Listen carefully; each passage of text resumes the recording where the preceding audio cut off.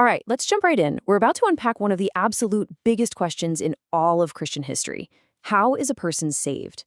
For more than 500 years, the answers to this question have really defined the deep divide between Catholicism and Protestantism. And it all comes down to a few powerful and very different core ideas. So this is it. This is the question at the heart of everything we're talking about.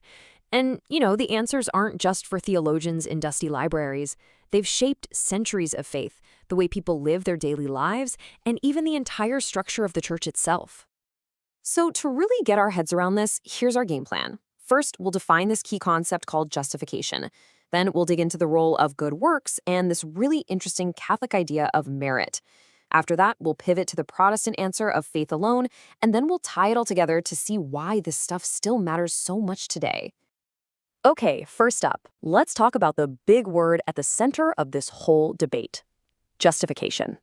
This is literally the point on the map where Catholic and Protestant theology start heading into very different directions. So what in the world is justification? Well, in a nutshell, it's the process of being made right with God. Simple enough, right? But while both sides agree it's absolutely essential, they have, let's say, vastly different ideas about how it actually works. And right here, you can see the two approaches in really sharp contrast. Think of it this way. The Protestant view is kind of like a courtroom. God, as the judge, looks at a sinner, bangs the gavel, and declares them not guilty. It's a one-time, final legal act where Christ's perfect record is credited to your account. The Catholic view, though, is more like physical therapy. It's this lifelong process where God's grace is actively working inside a person, healing and transforming them into someone who becomes genuinely righteous over time. So, you can see how that fundamental difference immediately leads to the next huge question. If that's how justification works, then what's the deal with our good actions, our works? Are they part of the process or a result of it? Okay, so from the Catholic perspective, justification isn't just a one-and-done deal. It absolutely starts with faith, but it's a process that you're an active participant in. Good works, as long as they're done in a state of grace, are seen as you cooperating with God to hold on to and even increase your own righteousness. And because it's this ongoing internal transformation, it can also be broken or even totally lost through really serious sin. Now, the Protestant view is totally different. Since they see justification as a finished, legal declaration that's already happened, good works can't possibly contribute to it. Instead, good works are seen as the natural, necessary result of being saved. Think of a healthy tree. It doesn't produce fruit to become healthy, it produces fruit because it's already healthy. Same idea. And since it's a final verdict from God, this justification can't ever be taken away. This table really just lays out the whole conflict perfectly, doesn't it? You can see the direct contrasts on every single level. Is it an ongoing process or a one-time act? Do our works cooperate or are they just evidence? And here's the big one for a lot of people, the question of security. Can you lose this thing or is it yours forever?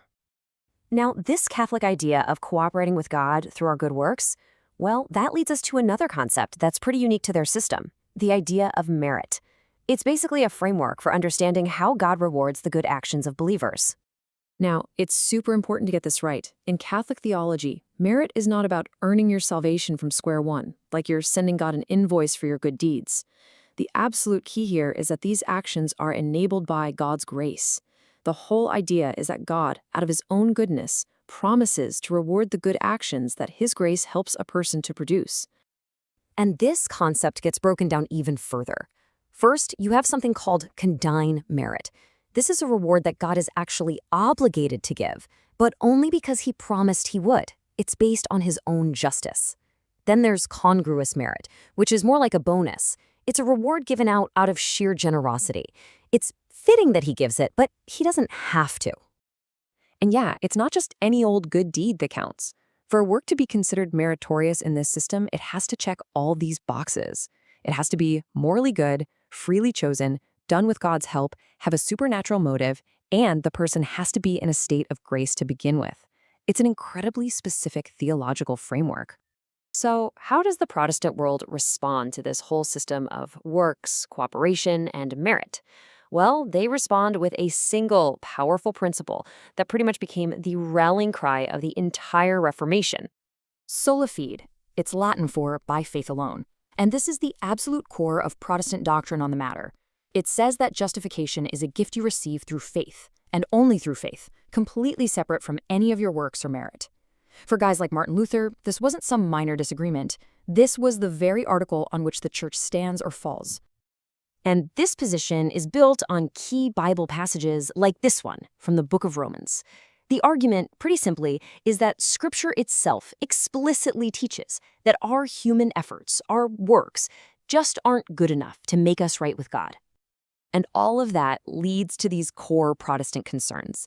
They start asking questions like, hey, if we have to cooperate and do meritorious works, doesn't that kind of obscure the idea that salvation is a totally free gift? Or does it shift the focus away from Christ's perfect work and put it back onto our, well, very imperfect performance?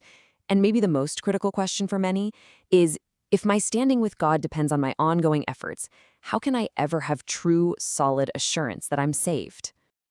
Okay, we've covered a lot of heavy theological ground, I know. So let's bring it all back together and really focus on why these distinctions, which can feel a little abstract, are actually so important. At the end of the day, this entire massive debate can be boiled down to two key words: imputed versus infused. The Protestant view is that righteousness is imputed. It's an external, perfect righteousness from Christ that is legally credited to your account, kind of like money being deposited in a bank. The Catholic view is that righteousness is infused, that God's grace is literally poured into your soul, actively making you righteous from the inside out over your lifetime. And this is not some new debate. We're talking about a division that is over 500 years old. It was right at the heart of the Protestant Reformation, and it continues to define the two largest branches of Western Christianity to this very day. And all of this leaves us with a final question to just think about. How do you see yourself? Do you see yourself as a defendant in a courtroom, declared righteous by a judge's final verdict? Or do you see yourself more as a patient, being slowly but surely healed by a divine doctor? How does that core belief about your salvation actually shape your daily life, what motivates you, and what your ultimate hope is really placed in? It's a profound question, for sure. Thanks for joining us for this explainer.